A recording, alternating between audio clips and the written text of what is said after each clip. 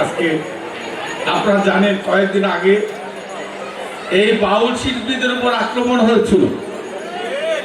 অর্থাৎ একটা দল, একটা গোষ্ঠী চায় বাংলাদেশের সংস্কৃতিকে একবারে চিরতরে ধ্বংস করে দিতে চায়। আমরা চাই, আমাদের নেতা তারেক রহমান সাহেব বলেছেন,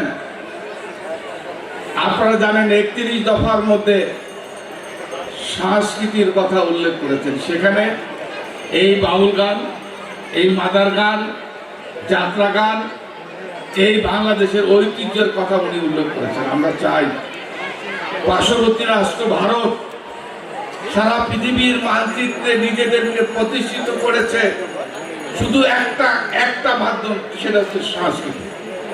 এই সংস্কৃতির মাধ্যমে সারা পৃথিবীর মানচিত্রে ভারত নিজেদেরকে প্রতিষ্ঠিত করেছে। আমরা চাই আমাদের এই কালচার, আমাদের এই সংস্কৃতিকে আমরা ধরে রাখতে হবে। এই সংস্কৃতিকে আজ থেকে শুরু হলো বাংলাদেশের এই সংস্কৃতিকে প্রতিষ্ঠিত করার দিন। আমি মনে করি এই নববর্ষের দিন থেকে আমাদের যাত্রা শুরু।